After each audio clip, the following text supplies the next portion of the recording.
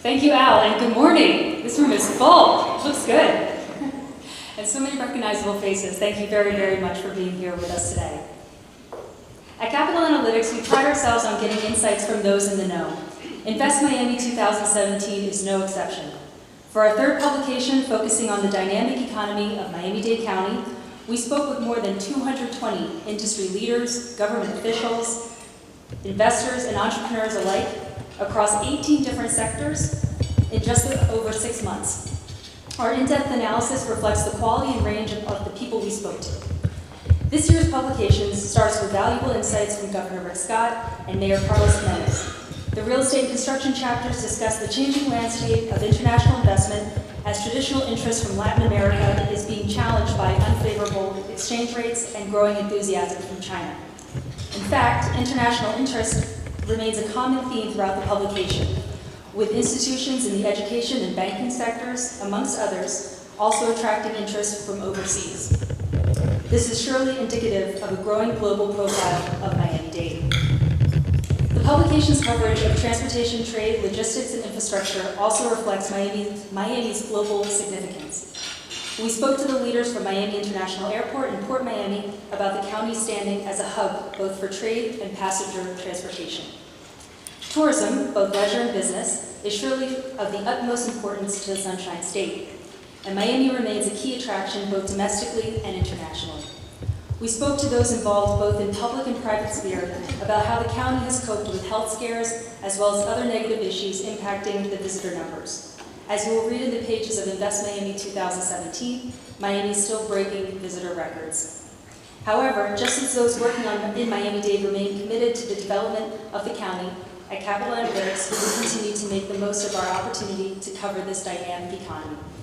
In addition to the analysis of major sectors of Miami's economy that our publication has seen praise for before, this year we have also put a special focus on 3 major municipalities in the county: Miami Gardens, North Miami, and Overtown. In these chapters, we look at the developments, initiatives, companies, and most importantly, the people driving the development of these areas. With the Solomia project in North Miami, the Hard Rock Stadium in Miami Gardens, and the Miami World Center in Overtown, we look at how increased economic activity is helping rejuvenate these areas.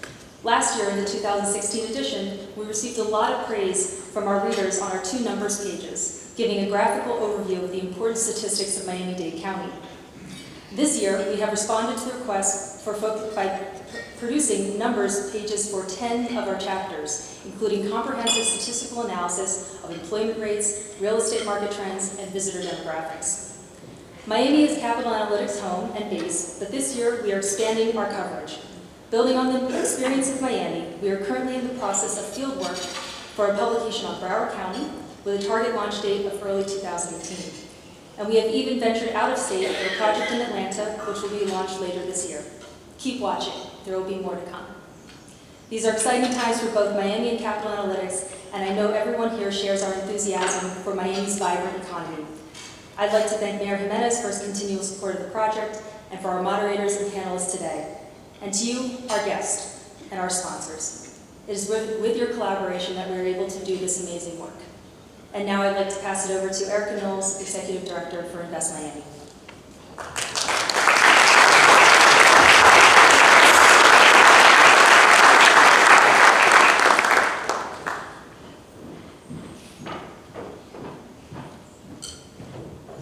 Thank you, Abby, and good morning. It's a pleasure to have all of you as our guests this morning. I was fortunate to join the team last October, and as a Miami native, I was definitely aware of the amazing investment platform that Miami offered. However, I didn't realize that Invest Miami was the only comprehensive business review available for the local, national, and international investor, entrepreneur, or business person. It was wonderful to work with this year's report with all of you, Miami's leaders, top executives, and municipalities. Due to our conversations, Invest Miami will continue to be the leading provider of information on the drivers of South Florida's economy.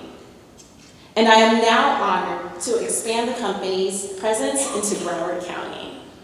At this time, I would like to welcome the infrastructure panel to the stage. So we have our moderator, Carrie Barsh, shareholder and co-chair of the National Environmental Practice at Greenberg Traurig.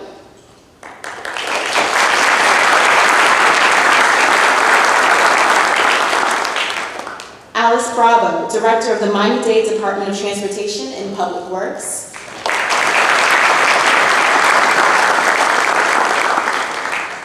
Tony Coley, President of South Florida Region of BB&T.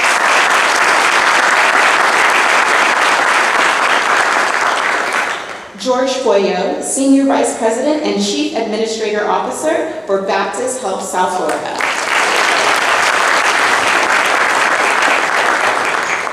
Thank you. I'll let Carrie take it from here.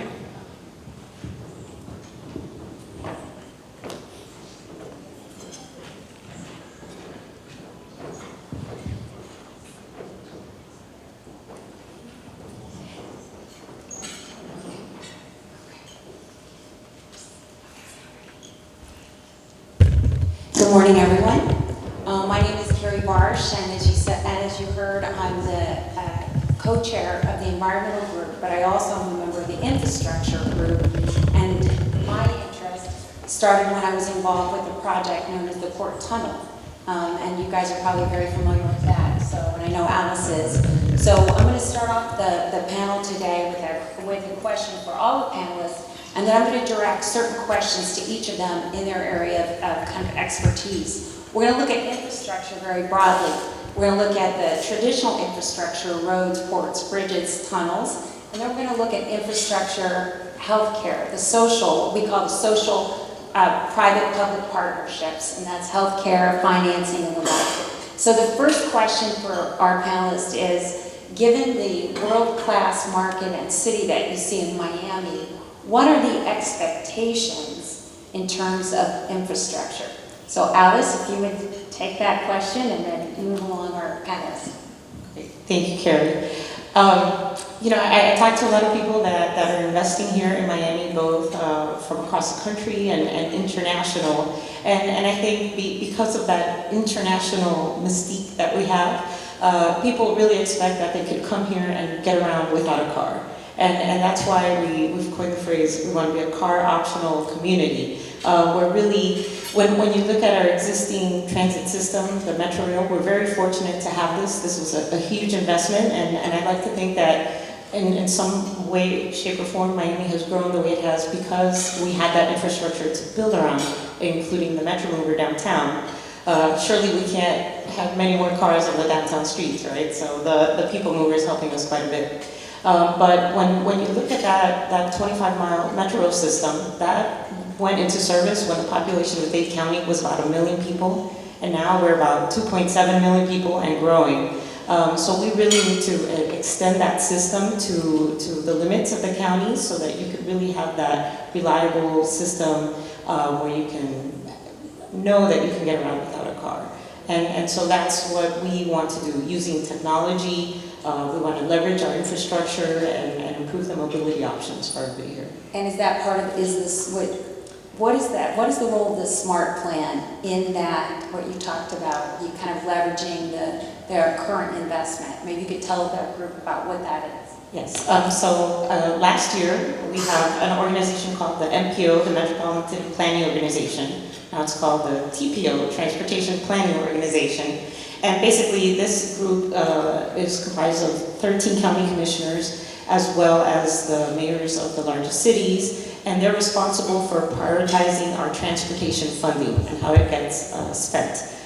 So this group, through a consensus vote, approved the SMART plan, the Strategic Miami Area Rapid Transit Plan. And basically this is a plan to extend rapid transit corridors from the existing Metro Rail system to the western, southern, and northern limits of the county. So the 6 corridors are the Beach Corridor, connecting downtown Miami to Miami Beach along the MacArthur Causeway. The Northeast Corridor, which is running a commuter rail service on the FEC Railroad between Miami and Aventura and beyond. The North Corridor, which picks up on 27th Avenue where the Metro Rail turns at Martin Luther King Station, continue that north of 27th Avenue to the Dolphin Stadium, the county line. We have the east-west corridor starting from the airport, running west along 836 out to FIU, and possibly beyond. Then we have a Kendall corridor starting at our Dayland Metro Rail station that runs west on Kendall Drive to 162nd Avenue. And last but not least, the south corridor starting at the Dayland station, running along what is today the Transitway or Busway, paralleling US 1 all the way down to Florida City and Homestead. And you know, when you look at a lot of the issues that we talk about, affordable workforce housing, well, we have affordable workforce housing. The issue is really providing an effective transportation link to the employment centers, to the education centers, and this is what gives people opportunities for the future, and that's what we want to ensure everybody here has. Tony? Well, first of all, thank you for having me. I'm really glad to be here. I'm not sure if it's intentional to put the banker right in front of the hot light. Of course it is. Also not sure why we're on the infrastructure panel, then I figured out that you need money to make all this happen. Lots of money, so I'm told. Bring the checkbook. I have some loan applications in my briefcase right now. Again, I'm certainly happy to be here today, and I am glad that we're recognizing the banking system and the financial institutions. There's a lot of bankers here today, a lot of old friends that I've seen here today, in recognition that we do and need the financing to make a lot of this stuff happen. And I'm just here to say, and representing our industry and our bank, that we're certainly willing and able to do that. I mean, the narrative is out there that, you know, there's not an access to capital.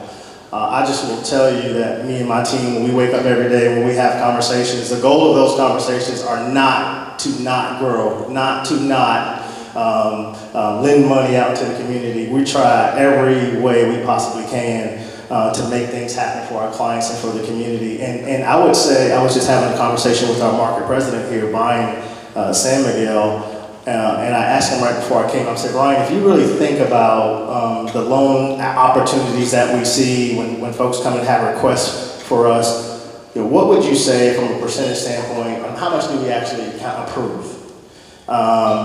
And that number, quite frankly, would probably surprise you. I think industry average is about 90% of what we come across, we actually do. Now, it may not be the way you want it, right? You may want a 20-year loan, we may want to give you a 10, but 90% of what we do there certainly is the opportunity. So from a banking standpoint, we stand willing and certainly able to provide the financing for all of these opportunities that we're going to talk about today. Great. And George? Thank you for having me.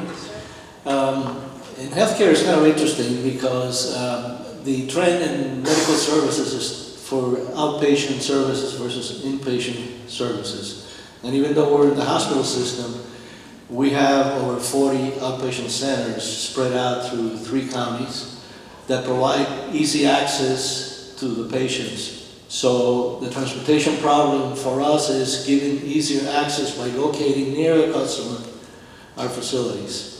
And so that has alleviated quite a bit of the transfer and transportation, you know, to and from hospitals. So as we go forward, you're going to see that we will be moving into Palm Beach County in addition to Broward. And we will be a very distributed operator with a significant number of outpatient centers to serve the population, particularly in the high density areas. And we're also looking to introduce the concept of telemedicine, whereby you can have access to medical services from your home anytime, anywhere. And in fact, we have an application already in place called Care on Demand, through which you can have FaceTime time with a doctor anytime, 24/7. And you can select the doctor that you want that is available during that time. And so if you have a sick child or something like that and it's inconvenient for you to go to a hospital or an urgent care center, it's nothing really serious, you can actually contact the doctor that way and get prescriptions if were necessary. So the technology in medical services is going not only in terms of imaging and procedures that you conduct inside the hospital, but it's also going in the direction of access and delivery anytime, anywhere. That's great and really exciting. Following up on, and it's an important concept of how technology affects the delivery of services or access to infrastructure. You mentioned, I think Alice previously, some of the things you're looking at